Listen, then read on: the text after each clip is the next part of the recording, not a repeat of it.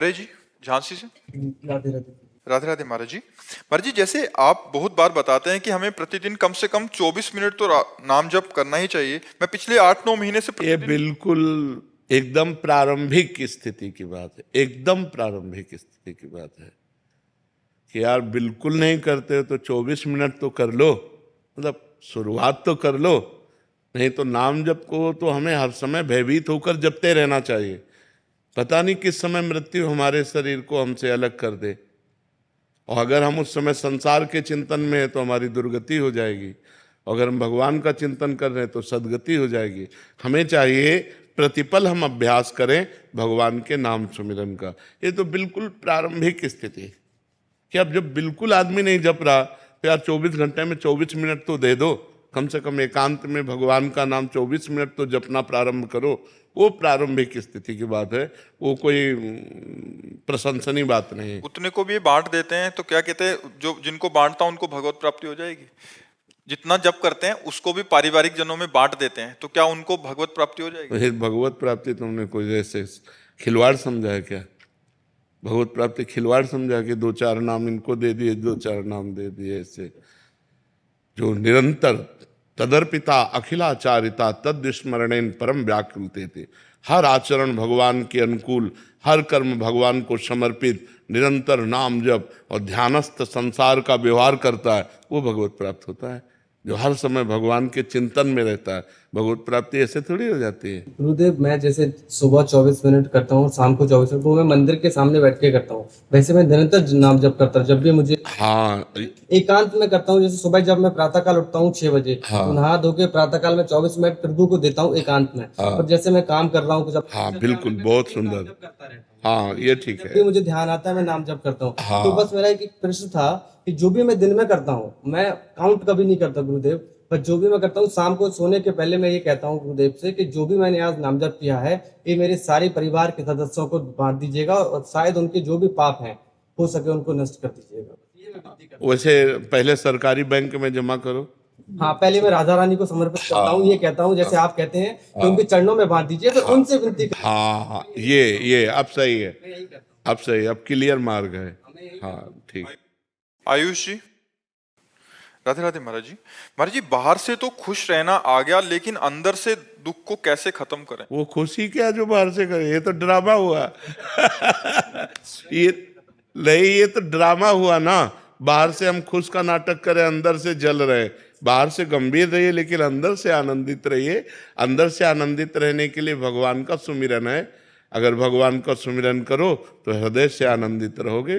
कैसी भी दुख की परिस्थिति हो, बाहर से हम कष्ट सह रहे हैं, अंदर से आनंदित हैं। जो आनंद सिंधु सुख राशि, सीकर तय त्रैलोक सुपासी, सु सुख धाम राम असनामा, अखिल लोकदायक विश्रामा। समस्त लोकों को परम शांति परम आनंद प्रदान करने वाले मंगल भवन भगवान का यदि सुमिरन करोगे तो हृदय से आनंदित रहोगे। बाहर भले गंभीर बना रहे, बाहर उदासीन बना रहे, अंदर आनंदित रहना। बाहर से मुस्कुरा रहे हैं और अंदर से जल रहे, तो मुस्कुराहट किस काम की?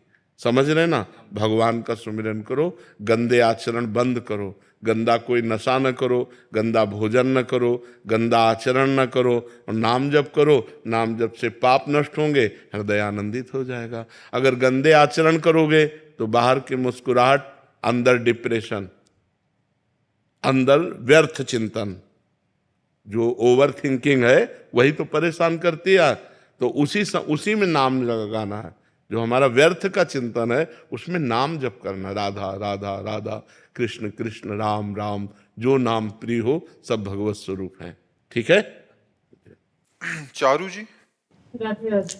राधे राधे महाराज जी। महाराज जी, सबसे बड़ा कर्म है, तो अच्छे कर्म के बाद नहीं, कभी कर्म नहीं, सबसे बड़ा धर्म है। धर्मयुक्त कर्म है। अगर केवल कर्म है तो कर्म तो सब कोई कर रहा है लेकिन दुर्गति को प्राप्त हो रहा है। धर्मयुक्त कर्म, तस्मात् शास्त्रम प्रमाणम ते कार्या अकार्यो व्यवस्थित। क्या कार्य करना चाहिए क्या नहीं करना चाहिए, ये शास्त्र प्रतिपादित धर्म, धर्मयुक्त कर्म, ना कि केवल कर्म। धर्मयुक्त कर्म ही सबसे बड़ा है। अगर धर्मयुक्त कर्म नहीं है तो वो कर्म किसी काम का नहीं, वो दुर्गति कराने वाला बनेगा। जो धर्म से अलग कर्म है, किसका प्रश्न है? बात समझ पा रहे हो? थोड़ा बहुत समझ रहे हैं, लेकिन महाराज जी प्रश्न ये है कि धर्मयुक्त कर्म करने के बाद भी बहुत बार ऐसा होता है कि उस इंसान जो पूरी निष्ठा से अपने सही कर्म कर रहा है, फिर भी उसके हर छोटी छोटी चीज में बाधा आती है। क्यों? क्योंकि पूर्व में पाप कर्म किया है, तो उसको कौन भोगेगा? आज खेती जो बोई है, अभी काट लोगी 6 महीना लगेगा उस फसल को, लेकिन आज जो खा रही हो वो पूर्व का बोया हुआ है, पूर्व का किया हुआ पाप कर्म तुमको धर्म करने पर भी असफलता और निराशा और अशांति प्रदान करेगा। उसको सहो और धर्मयुक्त आचरण करो तो आगे सही हो जाएगा, तो आगे आपका जीवन सही हो जाएगा। हमारे भगवान के ऑफिस में कोई गलत निर्णय नहीं होता, राय से पाई नहीं, जो कर्म किए हो उसी को भोगना पड़ेगा। परमात्मा को कोसने वाले, धर्म को कोसने वाले, तो ये सही बात नहीं है। आप खुद अपने निर्णय को देखिए कि आप ऐसे गलत हो फिर भी सुखी हो, चैन से देख रहे हो, चैन से सुन रहे हो, चैन से पानी पी रहे हो। नहीं तो वो जब मालिक दंड का ऐसा विधान कर देगा कि जबान से पानी भी नहीं पी सकते, बोल भी नहीं सकते, देख भी नहीं सकते, सुन भी नहीं सकते। कर्मों का हिसाब देखो कैसे कैसे हमारे कर्म कैसे हैं। हम भगवान को कोसते हैं, लेकिन ईमानदारी से अपने कर्मों का अगर चिट्ठा हम खुद जांचें तो ऐसे होगा, ऐसे केवल ऐसे होगा। हम लोग अपने दोषों को छुपाकर, अपनी गलतियों को छुपाकर फिर धर्म और भगवान को कोसते हैं। नहीं, ये ठीक नहीं है। धर्मयुक्त कर्म ही, लेकिन वर्तमान में धर्म करते हुए हमें दुख मिल सकता है, क्योंकि पूर्व में हमने जो पाप किया उसका परिणाम हमें दुख देगा करके। पूर्व में हमने जो पाप किए हैं, जो पुण्य किए हैं, वो पाप और पुण्य सुख और दुख के रूप में आएगा। लेकिन आज जो हम धर्म से चल रहे हैं, ये कल हमें आनंद प्रदान करेगा। ये हमें आज नहीं, तुरंत की खेती थोड़ी है, तुरंत का परिणाम थोड़ी। आज आपने कोई गलत किया तो आज दंड थोड़ी मिलेगा, मुकदमा चलेगा, पेशगी होगी बार बार, फिर जब न्यायाधीश आपको दंड देगा तब देगा। सालों आपको दौड़ाना पड़ेगा, सालों आपको परेशानी पड़ेगी, फिर बाद में निर्णय होगा। तो अगर आप निर्दोष पाए गए तो मुक्त हो जाओगे, दोषी पाए गए तो सजा होगा। ये तो है यहाँ का न्याय। हमारे भगवान के यहाँ तो बड़ा रजिस्टर है, अनंत ब्रह्मांडों का है। कहो 100 जन्म का हिसाब अब आवे। भीष्म जी कह रहे हैं 6 महीना से मैं बाणों की सैया में पड़ा हूं, मैंने कोई ऐसे पाप नहीं किए, 70 जन्म देखने। बोले और आगे देखो। हमारे भगवान का जो रजिस्टर है वो थोड़ा खुलता लेट है, लेकिन जिस दिन खुलेगा उस दिन राय पाई का हिसाब एकदम करेक्ट होगा। तो हमारे तो हजारों अनंत जन्मों का हिसाब किताब भरा है। इसीलिए भजन कर लो जिससे पाप नष्ट हो जाए और तुम सुखी हो जाओ। अपनी बुद्धि काम नहीं करेगी, राधा राधा राधा भगवान की शरण में होके चलो तो आनंदित हो जाओगे। हरिवंश शरण जी। राधे राधे महाराज। राधे राधे महाराज जी। महाराज जी, नाम जप से श्री जी जल्दी प्राप्त होंगी या शास्त्र के ज्ञान से जल्दी प्राप्त? नाम जप से। जितना नाम जप होगा, शास्त्र के ज्ञान का मतलब है रास्ता, और नाम का मतलब है रास्ता तय करना। शास्त्र ज्ञान का मतलब है ये रास्ता यहाँ जाता है, ये रास्ता यहाँ जाता है, ये रास्ता यहाँ जाता है। और नाम जप का मतलब रास्ता तय करना। एक एक कदम हम भगवान के नजदीक पहुंच रहे हैं, एक एक नाम जप कर रहे हैं, मतलब हम भगवान के नजदीक पहुंच रहे हैं। समझ पाए? सृष्टि भाटिया जी। राधे राधे। राधे राधे महाराज जी। स्वामी जी, मैं किसी को अपनी फीलिंग बता देती हूँ तो लोग उसका फायदा उठाते हैं, लेकिन क्यों बताओ? रही मन मन की मन व्यथा, रखिए मन में गोए, सुनी ठिलई हैं लोग सब बांट न ले है कोई। रहीमदास जी कहते हैं अपनी मन की व्यथा को गुप्त रखो, किसी से बताओ मत। यदि बताओगे तो लोग उसका दुरुपयोग कर सकते हैं, हंसी कर सकते हैं, उपहास कर सकते हैं, कोई बांट तो लेगा नहीं। इसलिए एक जगह है जहां बता सकते हो, वो भगवान है। एकांत में भगवान से अपनी बात कहो, वो सुनने वाले हैं, वही निवारण करने वाले। इंसान से कहोगे तो आपका प्रयोग कर सकता है। तो मैं दिल में रखती हूँ तो मैं उदास हो जाती हूँ, तो भगवान से करो ना। दिलवर तो भगवान है, दिल के साक्षात स्वामी तो भगवान है। तो हम भगवान से बात करें, इंसान से क्यों बात करें? अपनी फीलिंग हम किसी से मत बताएं, भगवान से बताएं, गुप्त रखें। और वही पूर्ण करने वाले, यहाँ कोई पूर्ण करने वाला है? आप जिस दुख से दुखी हो वैसे लाखों लोग दुखी हैं। अगर दुखी से दुखी बात करो तो क्या लाभ मिलेगा? उनसे बात करो जो सुख सिंधु हैं, वो तुम्हारे दुख को मिटा सकते हैं। एकांत में होकर भगवान से प्रार्थना करो, नाथ मेरे अंदर ये परेशानी है, प्रभु आप इसे दूर कर दो। तो वो संयोग बैठाल देंगे और परेशानी दूर कर सकते हैं, दूसरा कोई नहीं दूर कर सकता। और हम आपसे कहते हैं कि अगर भगवान का भजन करो तो भगवान से कहने की भी जरूरत नहीं। करो सदा तिनके रखवारी, जिम बालक राखे मातारी। हम कभी भगवान से ये थोड़ी कहते हैं कि भगवान हमारे किसी कष्ट को दूर करो, लेकिन वो कष्ट ही नहीं अनुभव होने देते। वो इतना प्यार इतना दुलार करते हैं कि वो कष्ट का एक कोने में पड़ा रहता है और हृदय आनंदित रहता है, मेरे प्रभु मेरी प्रियाजू मेरे लालजू। तो जब प्यार करोगे भगवान से तो अपने आप आपको की फीलिंग वो समझेंगे, आपको अपनी फीलिंग कहने की जरूरत ही नहीं है। अभी क्या हम प्यार शरीर और संसार से करें, तो हम अपनी बात जब संसार से कहेंगे तो अवसर ढूंढेगा, वो तो हमारा शोषण कर सकता है, वो हमें परेशान कर सकता है, वो हमारा उपहास कर सकता है। इसलिए रहीमदास जी ने लिखा, रहीमन मन की मन व्यथा रखिए मन में गोए, सुनिठ लई हैं लोग सब बांट न लई है कोई। प्रभु से कहो। महाराज जी, जैसे मीराबाई जो थी वो उनमें विलीन हो गई थी और विट्ठल दास जी भी, तो ऐसी भक्ति पाने के लिए क्या करना? अरे बच्चा, ऐसी भक्ति कहाँ धरी है? मेरे तो गिरधर गोपाल दूसरों लोग कोई यहाँ दूसरा गिरधर गोपाल बन रही है। यहाँ मीरा जी कैसी भक्ति है? मेरे तो गिरधर गोपाल दूसरों लोग कोई, और यहाँ दूसरा गिरधर गोपाल बन रही है और सब कुछ है। कैसे कहा उनकी चरण रज मिल जाए। आप बता दिए तो थोड़ा सा तो। प्रयास करते हैं बनने का। हाँ, तो आज से नाम जप करो, खूब डट के नाम जप। नाम जप एक ऐसी महाशक्ति है जो हर दिशा में हर कार्य में सफलता ही सफलता प्रदान करेगी। खूब नाम जप करो। राशि जी, रुबीना जी, राधे राधे। महाराज जी हम अपने मन से किसी भी चीज या व्यक्ति के खो जाने के डर को कैसे निकालें?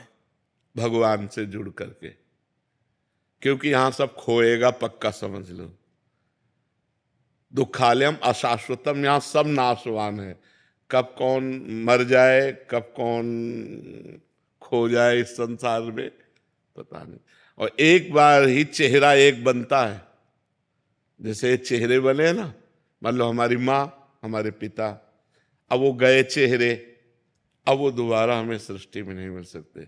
लाख चिंतन करो लेकिन वो माँ नहीं मिलेगी, वो पिता नहीं मिलेंगे, वो पति नहीं मिलेंगे, वो पत्नी नहीं मिलेगी, वो पुत्र नहीं मिलेंगे। मिल जाएंगे माँ जैसे, लेकिन माँ नहीं मिलेगी। ये संसार बड़ा इसीलिए दुखालयम है कि हम इतना प्यार करते हैं और वो कब बिछुड़ जाए कोई भरोसा नहीं।